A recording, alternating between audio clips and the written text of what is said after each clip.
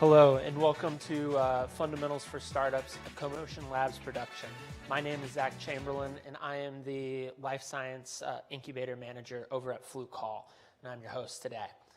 We are a multi-industry incubator hosting early-stage startups from both inside and outside the UW community. Our entrepreneurial community provides critical infrastructure and opportunities for learning, mentoring, and networking. We are always looking to connect with our founders in life science. We are always looking to connect with founders in life sciences, hardware, and tech. Fundamentals for Startups is an open lecture series on topics related to entrepreneurship, and every week we bring in new experts to share our insights and answer questions. Subscribe to our YouTube channel for all our fundamentals, and visit CoMotion's website to keep up with future events. Today, I'm excited to introduce Ian Hameroff. He's the founder and CEO of Fulcrum Group, a B2B tech marketing firm. He'll talk about the importance of investing early in competitive intelligence and understanding your competition, or how your competition can help you stand out. Welcome, Ian. Great, thank you. Thank you. Well, good afternoon, and thanks for the opportunity. Hopefully the slides will be up. Oh, there we go, perfect. Again, my name's Ian Hameroff. As Zach mentioned, I am founder and CEO of Fulcrum Group, and it's an absolute pleasure to be here today. And thank you to the CoMotion Labs team for this opportunity to present to you. I spent a few years off and on as a CoMotion mentor, and I can't believe it, but this is the first time I'm actually able to come on campus and be here in person for the live event. So again, thank you to the team for this opportunity. So today's lecture is about the importance of developing a strong competitive analysis function. And honestly, this is crucial for every business, regardless of the stage. So I'm going to focus my time on the important fundamentals every B2B tech business needs to understand their competition. Oh, you probably recall the advertised title of this session was Keep Your Friends Close and Your Competition Closer. You probably noticed that this is a bit of a play on another famous saying, keep your friends close and your enemies closer. Just out of curiosity, does anybody know who said that? So Godfather was one. Was there? So okay. You actually stole my punchline, but that's okay. I like it. So yes, Sun Tzu, the famous military strategist and author of The Ancient Art of War, is often misquoted as having said this. Instead, it actually was a different person, Al Pacino, portraying Michael Corleone in The Godfather, Part 2. So I thought just a little bit of a fun fact to warm us up, but thank you for nailing it on the first try. So, all right, so before we dive in, I just wanted to spend a couple of moments sharing a little bit more about Fulcrum and who we are. I founded Fulcrum Group here in Seattle in the summer of 2019, after about 2 decades working in product marketing and business roles at companies like Microsoft, Nintex, Promethean, and others. We are an instant-on tech marketing firm that spends our time working exclusively with B2B tech companies. And through our tech product marketing and go-to-market consulting services, we help these companies accelerate their sales, accelerate revenue, accelerate product adoption. And we do this by helping them create authentic and impactful connections along their buyer's journey so they can better be positioned to stand out, resonate, and break through to their audiences. So why is that little tidbit important? Well, to successfully accelerate your go-to-market efforts, you must stand out in today's increasingly crowded marketplace. And this requires more than just nailing your product and having a great product. You need to uniquely differentiate from the available reasonable alternatives. And to accomplish this, you must understand your competition. And this is really why competitive analysis and the ability to conduct competitive analysis is so crucial. So, over the next 30 or 40 minutes, I'd like to walk through 3 things. First, I would like to share with you a 5-step process we've developed at Fulcrum to work with our clients on how to conduct effective competitive analysis processes. I also expect you'll walk away with a number of practical tips that you can put into practice just about immediately after attending today's presentation.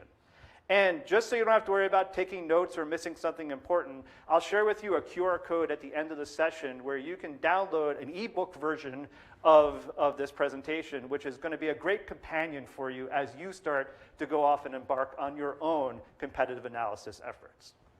All right, so to get us started, let's ask what may be a simple and potentially obvious question. What is competitive analysis? And we have some microphones in the room, so if someone has a thought on that, what is competitive analysis? SWOT analysis, similar? So competitive analysis could be a SWOT analysis, strengths, weaknesses, opportunities, threats. Any other thoughts on what competitive analysis is? One more back there. Analyzing what other options are out there for your intended customer. That's great. Another great example. And competitive analysis can go by many different names. It could be competitive intelligence, competitor research, or marketplace research. But to get us all on the same page, I found a definition that I liked. And that is competitive analysis is the assessment of the strengths and weaknesses of your current, and this is important, and potential competitors. Competitive analysis is a strategic discipline. It is something that enables you to both reduce your risk while also elevating and accelerating your revenue opportunities. Or maybe to put it in a different way, it is how you capture relevant information on the players in your ecosystem, which you will analyze to uncover meaningful insights that should and absolutely will need to result in actions that you will take across your go-to-market activities. Now, conducting competitive analysis has never been more important than it is now. Regardless of your market, of the industry, or even the economic climate, there is no doubt that the competition is heating up. I mean, just take a look at this relatively recent quote from the author Rick Sparr in an essay he wrote talking about the intense competition and rapid industry disruption taking place just this year. And if you notice here, one of his, I guess, macro points here is the tech companies that have successfully navigated this intense competition and competitive landscape have done so by focusing on differentiation. Keep that in mind, the differentiation piece and the importance of that. Here are a couple of more proof points to really hammer home why competitive analysis is super crucial right now. These both come from a recent benchmark study that was conducted on the state of competitive intelligence. And the first thing that the report found was that B2B tech companies face competitive threats in about 65% of their pipeline opportunities.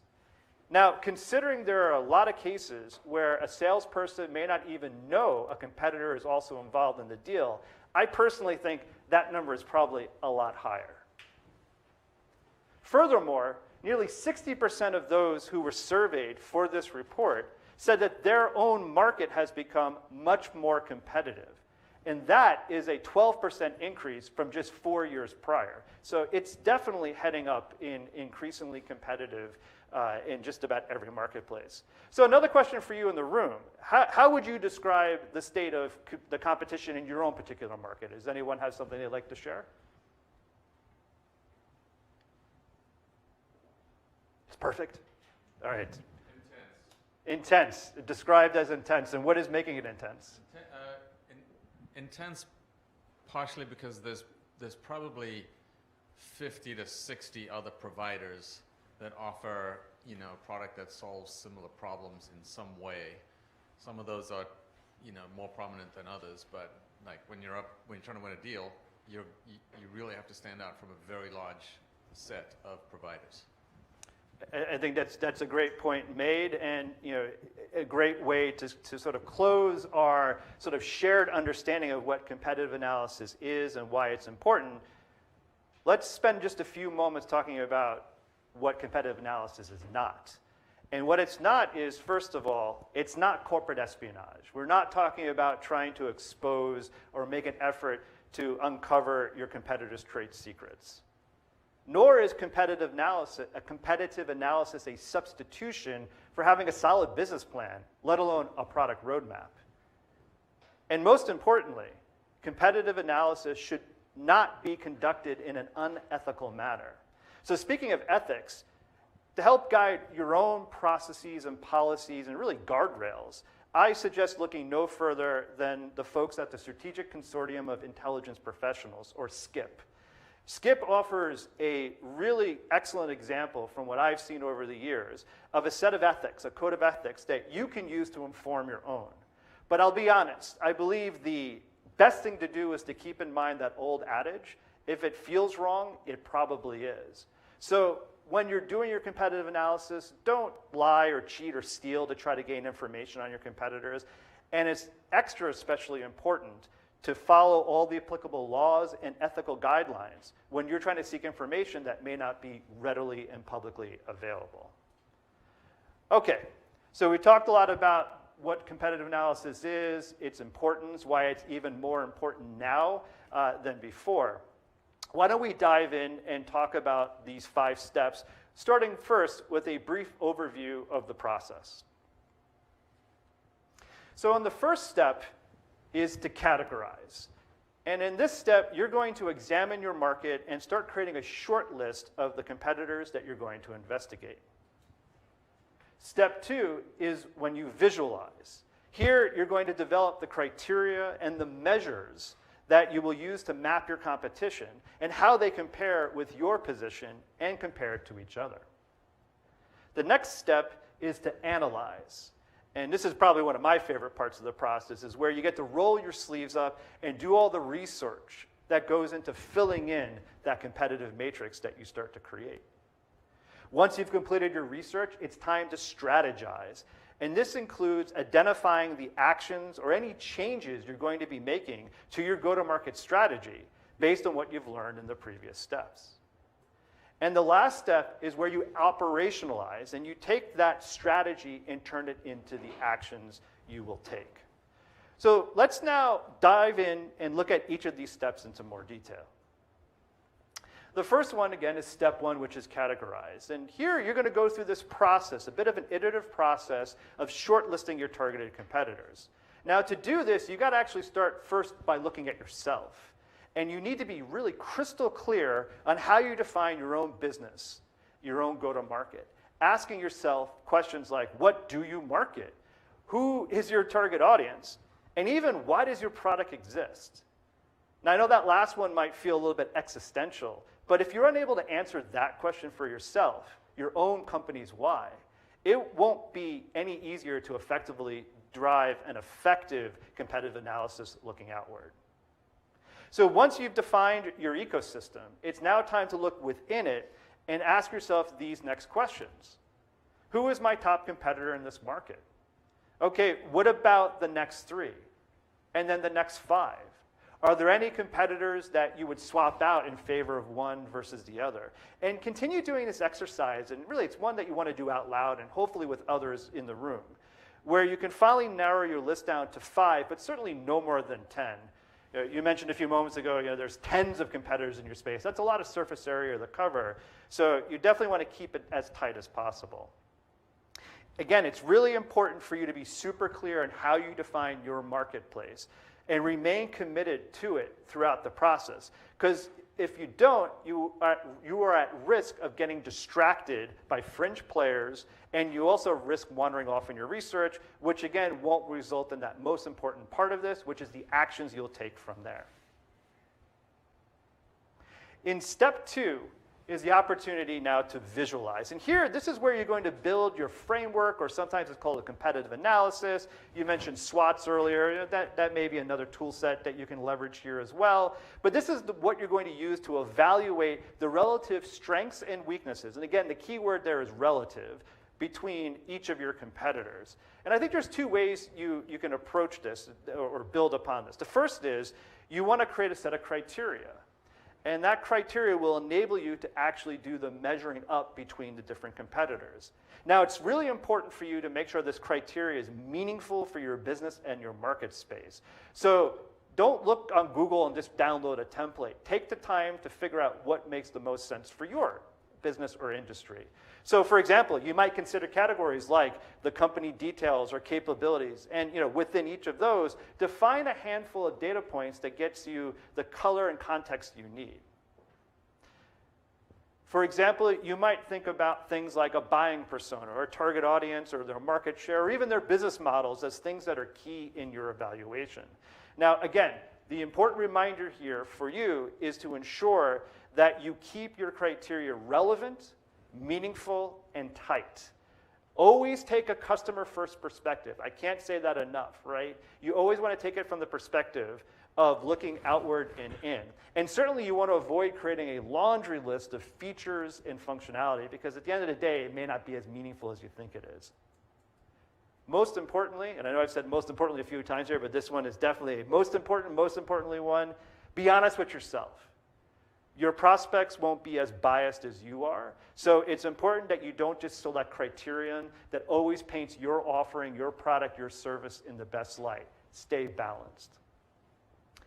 Next, you need to define the measures by which each of these cells will be filled in. And since it's really unlikely that every facet of your comparison is going to be sort of neat and orderly, you'll want to use a mixture of quantitative and qualitative measures so you can help smooth out sort of the data between the different products and businesses and makes your comparisons easier. So for this, you may want to use something like Harvey balls, which, the circles that can be filled in at a quarter all the way, half, so on and so forth. One of my favorite ways of doing it is red, yellow, green, which allows you to have perspective without having to get caught up in the details and the nuances that are inevitable as you're looking at different products and the way they position themselves. And one of my absolute favorite tools is using something like a perceptual map or a 2x2 matrix to track the relative positions of your competitors. So in this example here, we've got our two axes. I made one dimension, the x-axis, the type of competitor. With on the far right, you can see would be your most direct competitors, and then on the far left, you're getting more to aspirational or up-and-coming competitors, ones that you may not necessarily see yet, but might be heading in towards your marketplace. The second dimension, the y-axis, is sort of the completeness or relative completeness of the competitor's solution or their product vision.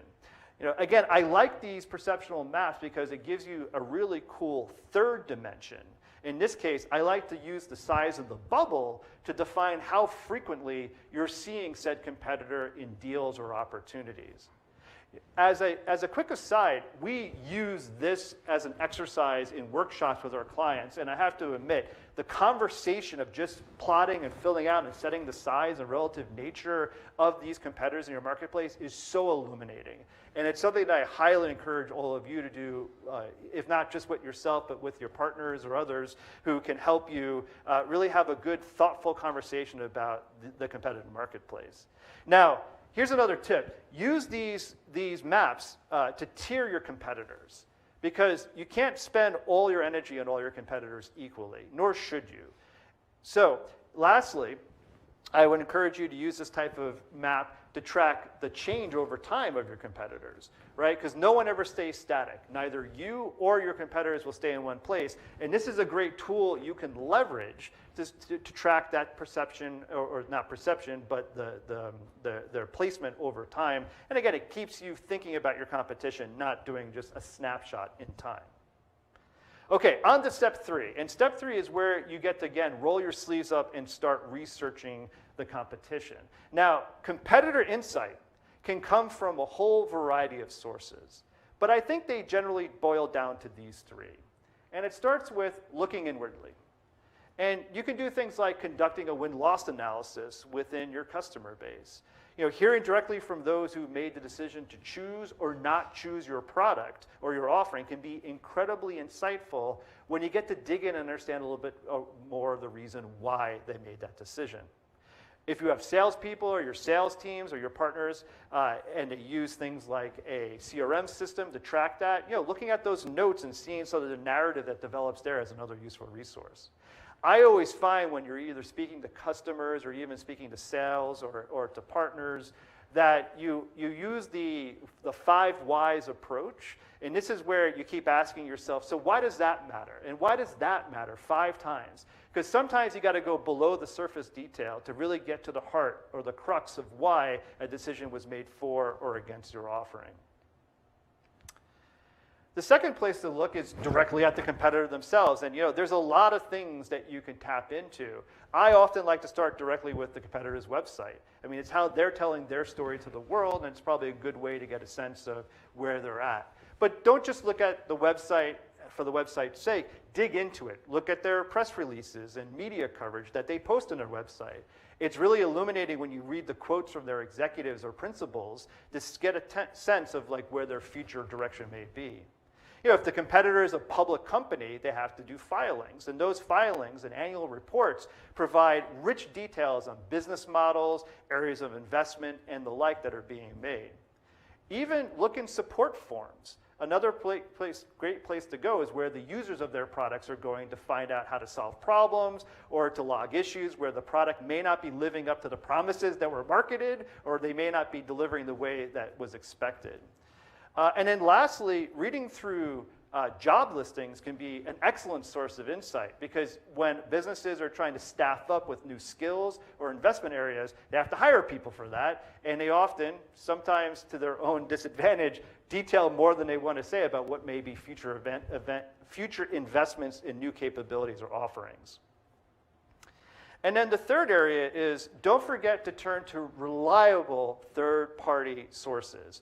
So for example, if your space is covered by an analyst firm like Gartner or Forrester or a number of others, see if you can read their reports or marketplace evaluations like a Magic Quadrant or a Wave.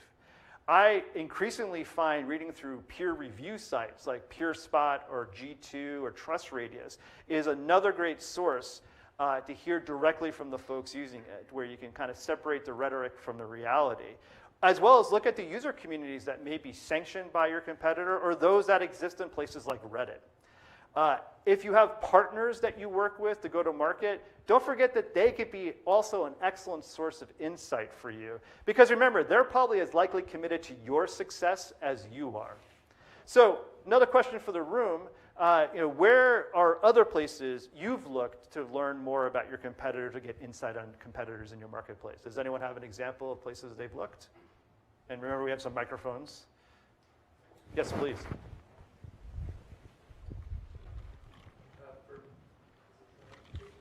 Can you hear me? For B2B SaaS, like G2.com is amazing. Yeah, so peer review sites like G2, PeerSpot, Gartner Peer Insights, and these are increasingly becoming more commonplace as more and more of the buyer's journey is taking place well before a prospect even speaks to a vendor or a partner directly. They tend to talk to each other. So those peer review sites, as well as digging into Reddit and others, are just great spots. Any other examples? Like 10K filings you mentioned, and also like TechCrunch. I'm not a tech person, just I'm getting it. So 10K filings, other filings they have to do as part of being a public company. Yep, in the back we got one. Looking at the background of the leadership. So for example, if you look at the CEO, where does he come from? Where did he go to college? What companies did he work for? Let's say he worked for Microsoft. You probably have a little bit of a DNA in you of like how Microsoft worked. So yeah, you can also use that for how they might strategize and make decisions in the future. That's a great point. And obviously, if they didn't go to the UW, then there's all right. And yeah. Yeah, if there's a direct sales force listening to sales calls, especially in a competitive situation, because the prospect will have heard from your competitors, and you'll get their insight firsthand oftentimes. So your own sales force, if you're a size company that has a direct sales team, and yeah, I mean, there is really no shortage of places where insight can come from. And this list here, which we've talked about, and the room has shared other ideas around, this is not the end-all be-all. This is just a place to get you started. And don't forget, there are a lot of rocks you can turn over. And again, remembering those ethical practices to follow as you go through this process. All right, here's a few more tips to keep in mind when you're doing the research phase, which very easily can be where most of the heavy lift ends up taking place. So the first thing I like to say is to normalize to simplify, and that is do everything you can to normalize the data as you collect it and as you go along. It's a lot easier to do it in the journey than to go back and try to read through your notes and unpack it. And one way I like to do this is to make sure the information you capture, that you keep it simple, which will make it a lot easier when you start doing the comparisons and the relative relationship between the various competitors in your own offerings. You want to watch out for capturing too much detail or complexity. These are things that can really suck you down the rabbit hole, and it will distract you from the real ahas. There is literally nothing stopping you from going back, but you want to make sure that you have enough information to conduct that at least initial assessment and the comparisons between the different competitors you've shortlisted. Equally important is make sure you validate and spot check what you're learning along the way. Don't wait to the end for this. And a great way to do this, what you're finding, is to actually talk to someone in sales, a partner, or even your customers and say, hey, are my assumptions that I'm seeing out there match with the reality of what you're seeing? Because the last thing you want to do is make decisions based on something that hasn't been validated. And then lastly, because this can be so time-consuming and such a journey you can go, and if you love researching, you really can get sucked down the rabbit hole. If you're one of those folks who goes to Wikipedia to look at one thing, and 3 days later you wake up, you're still on Wikipedia, like, be careful. Competitive analysis can be the same way we're in this phase. So what I suggest is to do some time boxing and really just set up a timer. And there's never enough time to go as deep as you want. But go through and make sure you don't burn all your energy and cognitive calories on just one of the competitors and leave nothing to go through the rest. I often find that's the first competitor you start looking at. You spend hours, it's fascinating, and you're like, oh, I gotta look at 3 more, and it just wanes off. So just set yourself some limits, walk away, come back. Again, you can always go back. And then, as I've mentioned a few times already, please always follow those ethical practices as you're doing your research and your data collection. Okay, so step 4 is where you take what you've learned in your research and you start defining your positioning, crafting your go-to-market strategy, all the things that you're going to do now that you've completed the gathering of your data and you've done your analysis of it. So now you have to decide on what strategy you're going to apply or take as it pertains to each of the competitors you've evaluated. And once again, there's probably one of 3 paths you can take. Probably the simplest one is just to ignore it.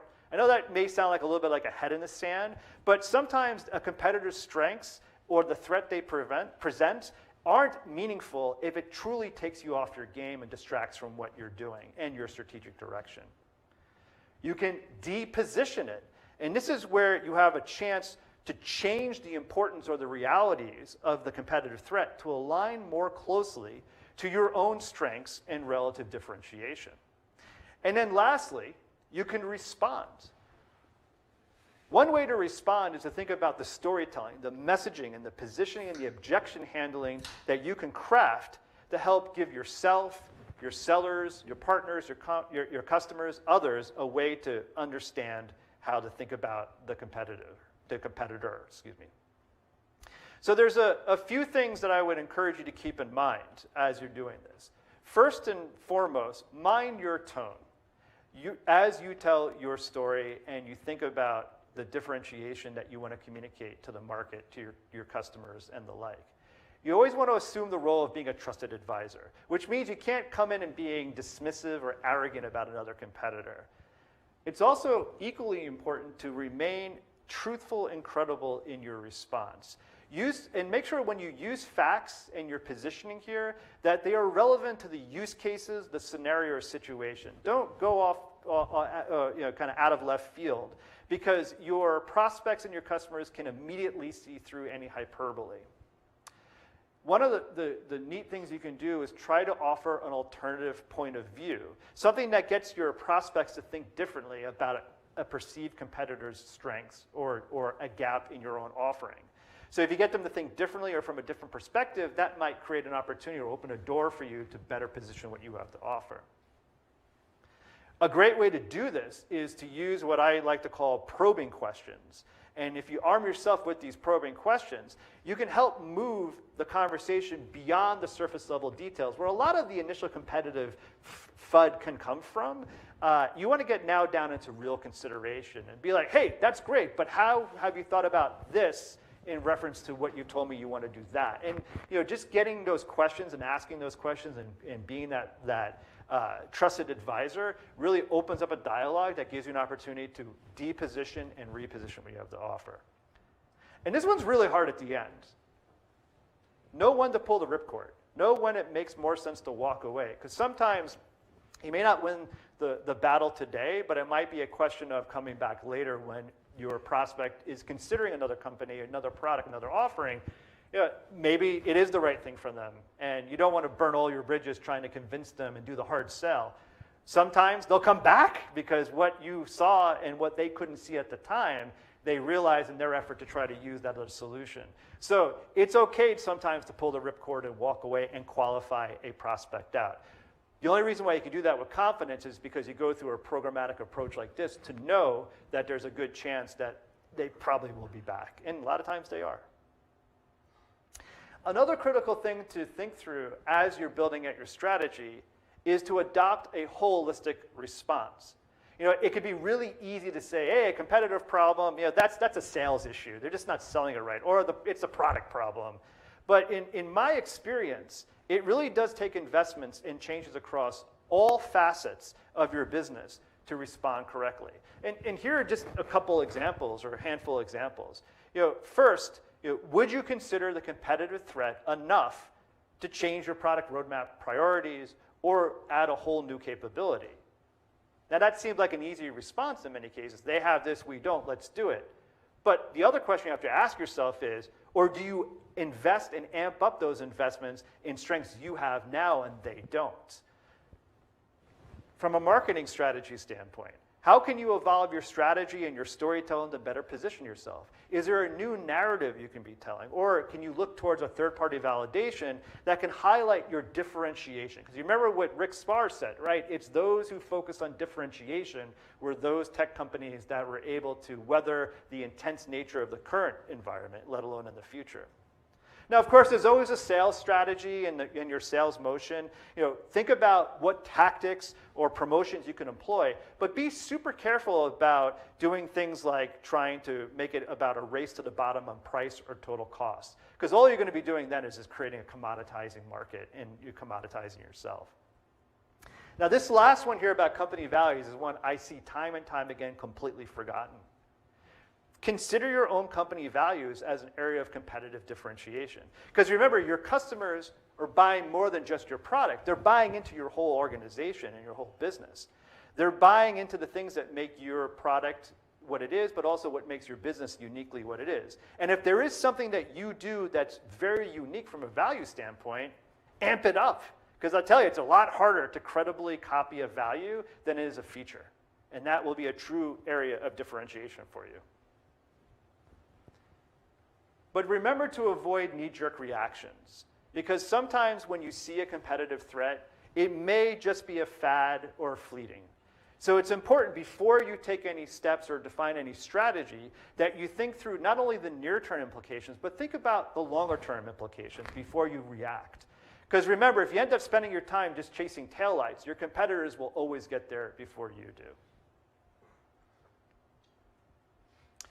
So the last step here is where you take the strategy you've created through the lessons and learnings you've gained through the analysis and research you've done, and now you take that strategy and you put it into operation. And here, I like to say there's really sort of this yin-yang relationship and twofold approach.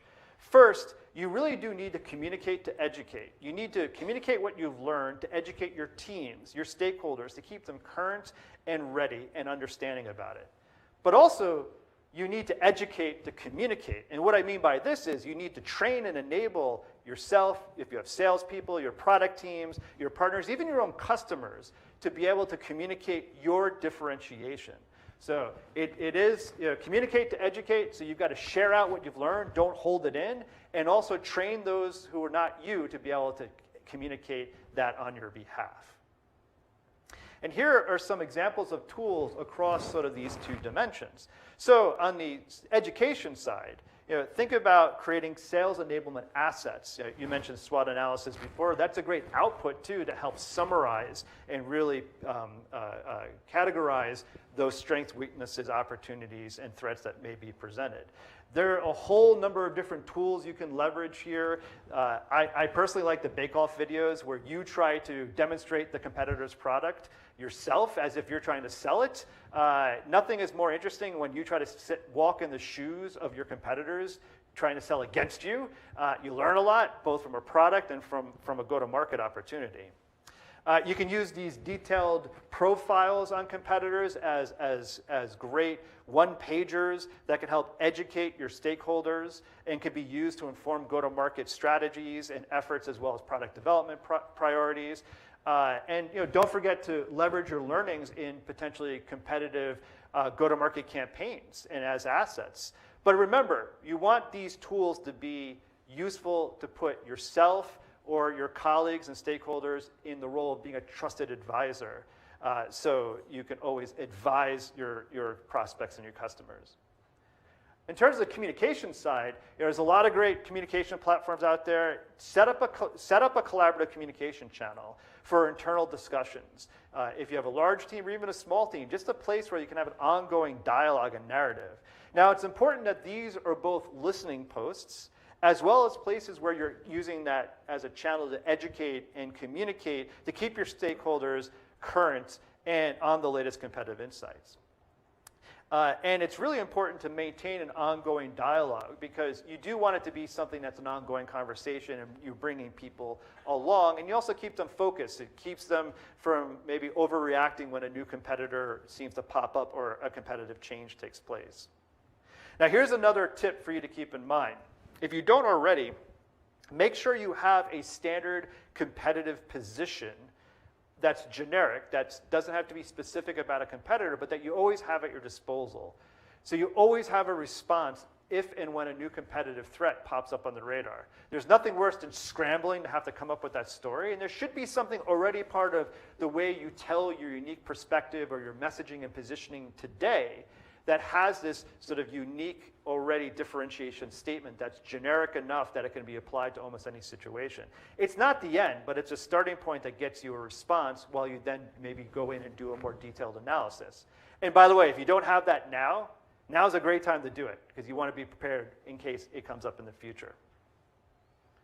All right, so let's bring it all back together again and go through these 5 steps. So again, step 1 is categorize to narrow down your targets for your competitive analysis. Step 2, visualize by defining the criteria you'll use to evaluate your targeted competitors. Step 3 is analyze. Again, my favorite part of the process where you get to go through the research and the evaluation across these various sources of information. Step 4 is strategize your response to what you've learned about your competition.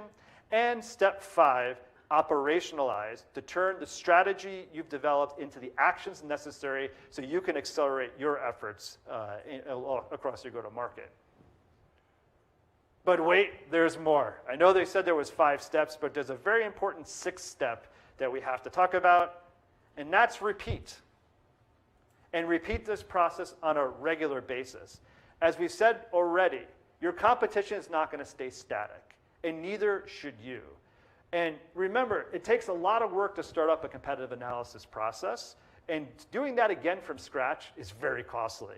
So I would strongly suggest making this a regular habit for you. Otherwise, you're just going to have to start over and over again, and it's just not going to be that habit. It's going to be a to-do list item for you.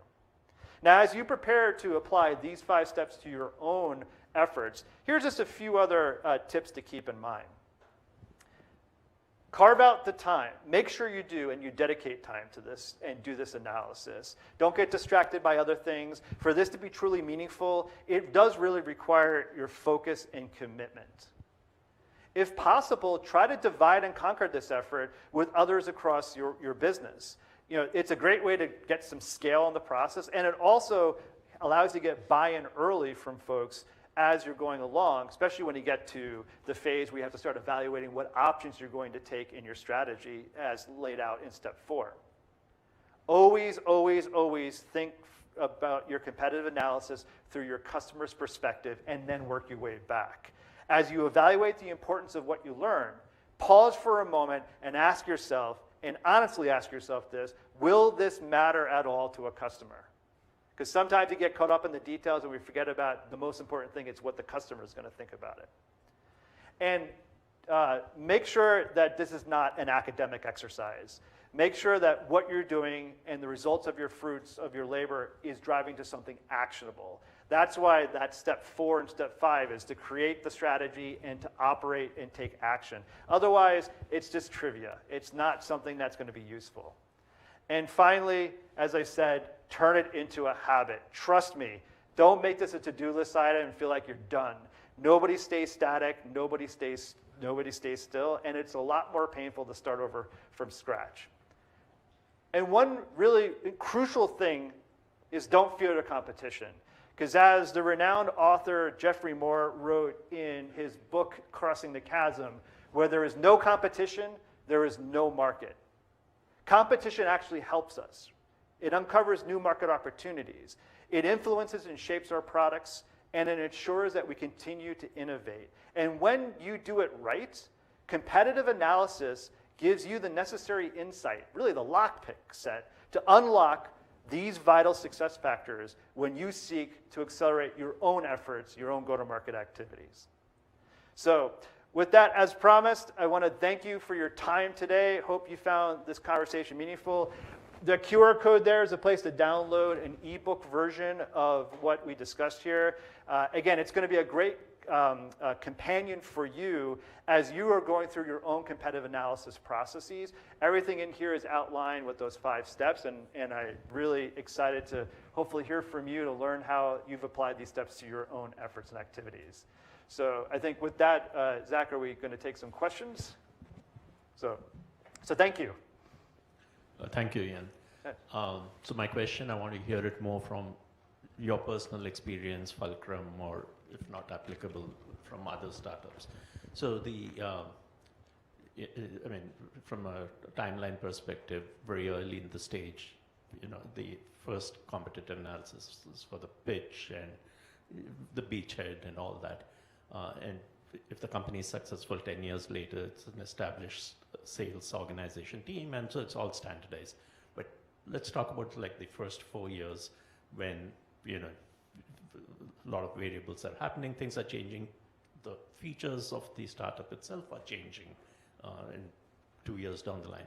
So how did it go from your personal experience in the first 4 years, the evolution of the competitive analysis, the repeat cycle, etc., making it a habit, not reacting to every situation. So I want to hear the evolution of the process of the competitive analysis in the first 2 to 4 years.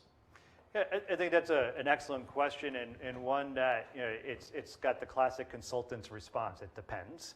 I think instead of saying what should it look like, the key thing is making sure that you are thinking about it early, that you're building it as a behavior and a habit. And obviously, when you're earlier stage, there are fewer people and resources. There are a lot of hats to be worn. So dividing and conquering the effort instead of asking an individual or one person, or just asking the product folks to do it, and it really make it take a village approach to it. And I've seen that be very successful, where you bring in folks from sales, folks from product, folks from marketing, and you just make it a regular habit along the way. I think a key thing that would work really well for those first few years that I've seen work effectively at companies that I've worked on the inside, where I've owned the competitive intelligence function as part of marketing, or have what we've done with clients since then, is really setting up that one place people can go. Whether it's a Slack channel, Microsoft Teams, or whatever it is, where people can say, hey, I'm seeing this, or have you heard about this, or can you help me about this? And this starts creating the behavior internally that people don't overreact and run to all 4 corners of the room at once when a new competitor comes online. And it also gives you, if you're championing the competitive analysis process, a single place where you can go and have a more authoritative conversation with folks who will be influential, both in terms of responding and having to provide insight to new competitive threats.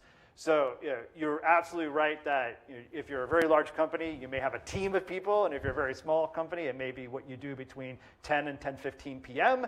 I think it all is about building the habit early and not getting tunnel vision and putting in the basics so you always have that continuous dialogue going on. Did I answer your question? Yes and no. I was looking for personal experience stories, or rather than the textbook answer. Well, I want the textbook answer. this is my textbook. I wrote it. So this is from my personal experience. Yeah. So I mean, I have to be respectful to those whose information I want to keep confidential, but all of this process has been deeply informed both from having run the function internally at companies like Nintex and others, as well as what we do on behalf of our clients. So I think those lessons learned come from the companies that we've worked with both at the early stage, mid stage, and certainly at the established stage. So, but as I mentioned in the beginning, it doesn't matter what size or stage you are. If you don't build the habit now, it's only going to get incredibly harder when you need it. So you never want to go out and buy a fire extinguisher when there's a fire. So like get that place in there, build the behavior, and know what to do, and it'll be a much easier process for you to just make it part of how you approach things moving forward. So, but thank you for the question. That was a great question. This is about a question about how you could use your competitive analysis, assuming you've already done one, to try to get customer conversations started. So like, we use, I use G2 all the time to try to figure out where we sit in the competitive landscape, what we offer and who our direct competitors are, and then kind of secondary. But we're a B2B SaaS, and so we're trying to always have conversations with like a product manager or a merchandiser in an e-commerce brand, and they generally ignore us. So I'm thinking, as you're speaking, we've done a lot of competitive analysis. We have a lot of information, and I'm thinking like, have you seen any examples of where parts of a competitive analysis would be like of interest to get a conversation started with a potential customer? Like which pieces you pull out that you can use as like a hook? Yeah, and I think that's an important part of that strategize stage where you look at, what can you use in both internal and external contexts. So first, again, I would reinforce, you always want to come from a position of being a trusted advisor, right? You don't want to sit there and go, hey, did you know these guys are a bunch of chuckleheads, they can't do this or that. Instead, as a trusted advisor, ask questions. Hey, we noticed you've used this, how are you handling ABC scenario? And when you open and ask a probing question in that fashion, what that does is you're not saying their product stinks and my product's better. You might be getting to think about, I hadn't thought about that before. And does that now create an opportunity for you to say, well, from your analysis that you have a unique strength or differentiation there that you can bring it in contextualized to an open question. If they go, oh, we got that solved, it probably means they may not be a good fit for what your product has to offer.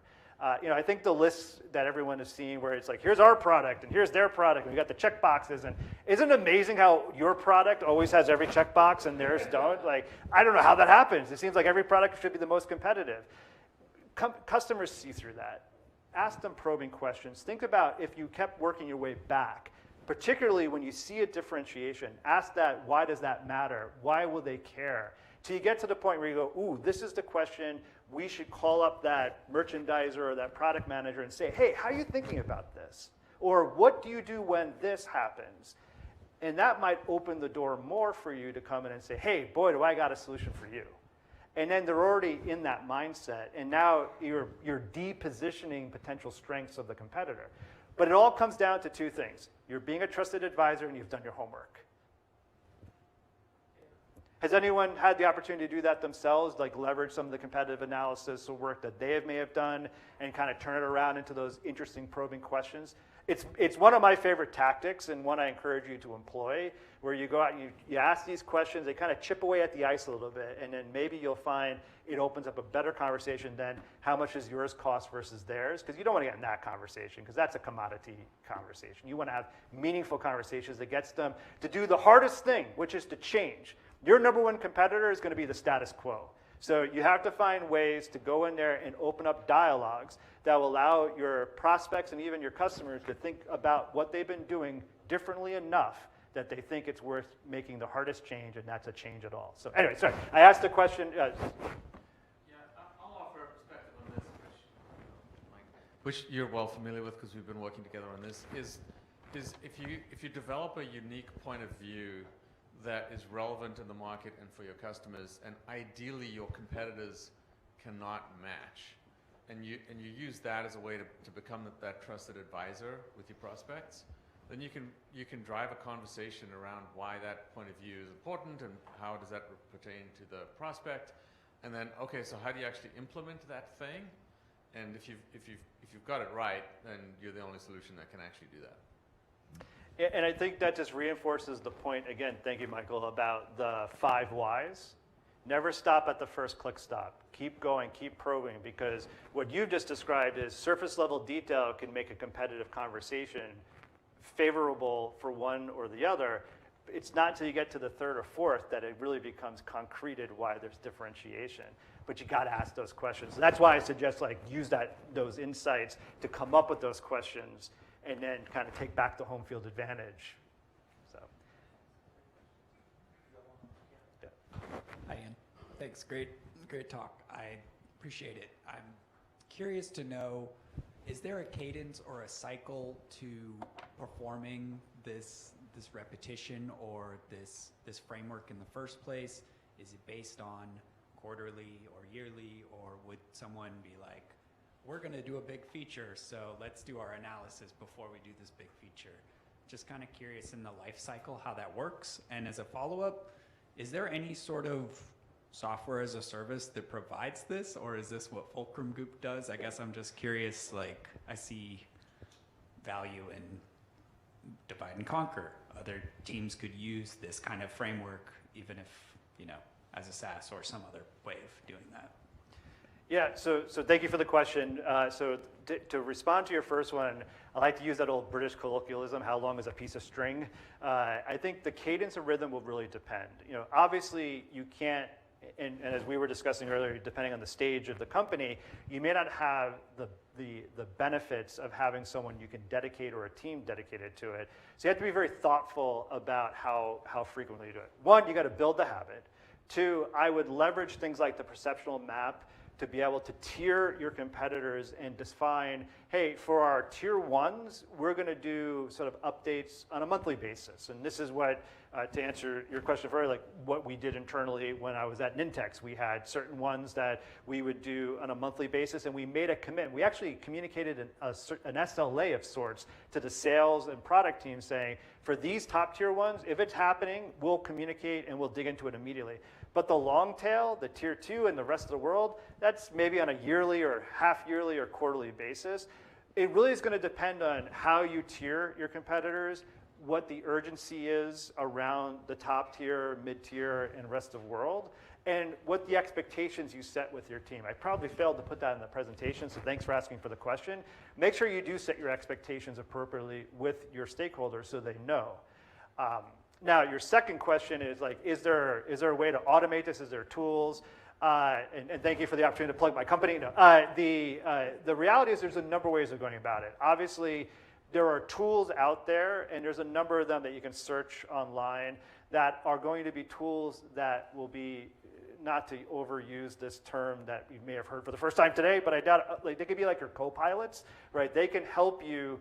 But they aren't the replacement for doing the hard work up front, which is what those steps 1, 2, and 3 are really helping you do. But what they can do is make it easier to maintain the habit and also maybe give you some extra insights or telemetry or data that brings it to you. The old days, you could just go in and do a couple of Google alerts and hope that when something pops up in your competitor, it would show up and you'd be proactive. There are a number of tools out there that have advanced the art where you can put in your competitors and you can find more details about them. There's companies like BlueOcean.ai that do that too, using technology that they have built. But it's always going to be married with the right people dedicated to it and the strategy behind it. Because a tool is not a strategy or a solution. A tool is a complement to that, or an execution or an automation to it. And then if you don't have the ability to do it in-house, a consulting firm like Fulcrum, it's one of the big areas of what we do with a lot of clients, is do the competitive analysis process. More often than not, we're doing this first run through, and we're helping them build the habit. Because if they don't build the habit internally, I mean, sure, I'd love to keep having them as a client, but we really want them to have that habit for themselves, because then they'll start thinking and operating differently. Did I answer your question? Okay, thank you for that question. So just as a way of motivating myself, do you have any like horror stories of startups that like didn't do competitive analysis? Look for the startups that don't exist anymore. I don't know, I'm trying to think of a Halloween theme type thing, but I can't give you one that I can put my finger on, but I think we've all seen it, right? We've seen either a startup that fails to acknowledge and clearly differentiate what they do from what another company does. And you know, it's always hard when you've come up with something and you see something that others don't, and you're out there trying to promote it, you can get a little bit tunnel vision. So I think the horror story or the cautionary tale is, don't lose sight of what you see out there, but don't forget to look left and right while you're going on that journey. Because you remember, it's about differentiation. As Rick Sparr said in that quote, it was those who focused on differentiation were those who were able to weather the storm of the intense competitive nature of the marketplace. And his article was really around a lot of AI and just all the AI startups that are coming around. I'm happy to share the link to the story with you if that maybe gives you the cautionary tale, but I think the most important thing is the cautionary tales are the tombstones of the startups that didn't make it. I'm going back to what we were talking about earlier about using your competitive analysis to kind of make some probing questions, and then using those to like kind of get in the door of a potential customer. Do you see any roles, like, you know, if you think about a customer as having like a business team, a tech team, sales, marketing, executive, product,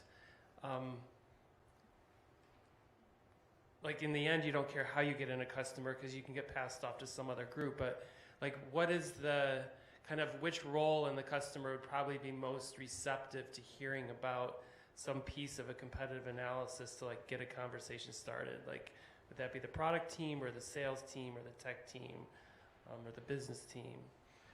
Are you asking from internally within your own business or at a prospective customer? Prospective customer. It's a great question, and I think there's no simple answer outside of when you go through this process to maintain that customer perspective the whole time, that outside-in thinking, because I think you're accurately pointing out that certain things might speak more specifically to certain parts of a business, and others may not resonate as well. So I think as you go through this and say, hey, this is interesting, this is different, who will care about that? Why would they care about that? And some of that's going to come from just your own legwork and going through and looking at it, seeing maybe in the peer reviews, the types of people leaving those reviews, or conversations you have with prospects. You know, hey, who thinks about this thing? But I mean, it's a little bit of block and tackle marketing, right? It's understanding who your target audience is, or your ICP, or your target personas, or your buyers, and understanding that, especially in B2B, there is no one buyer. Right? It is always a committee, and it could be as few as 2, as many as 20. And appreciating the different roles those different buyer committee members have. Some you may never even get a chance to get in front of. So it's important to make sure that you don't just rely on the hand-to-hand combat that happens in conversations, that you're either doing things that can be accessed asynchronously, like blog posts or content on your website, or even how you position your product. And how you get your customers, your existing customers, to herald the strengths and differentiation for you. All that's going to come in. But there's no one simple blueprint, but I think you're asking the right question. You're already on the right step, which is, how do I think about what I learn, and what is it going to mean or matter to whom? That starts with asking those questions as you uncover those findings. And remember, it's more than just one person you have to convince almost in every case, and especially in B2B. So. think we have time for one more question.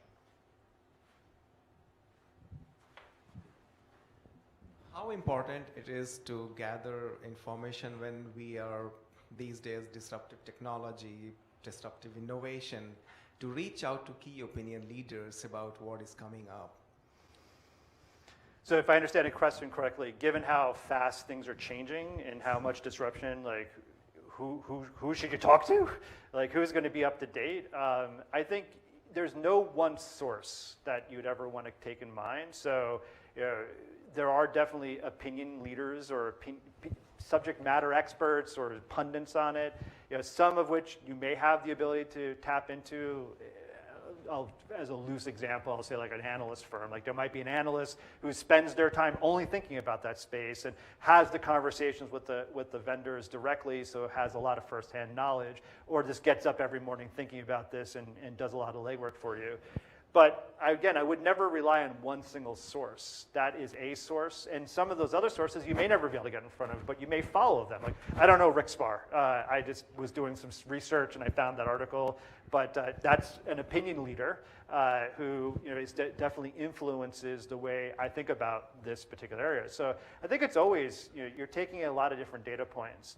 But the important thing I will say is as you are taking those data points, remember what I suggested earlier is that spot check and validate along the way.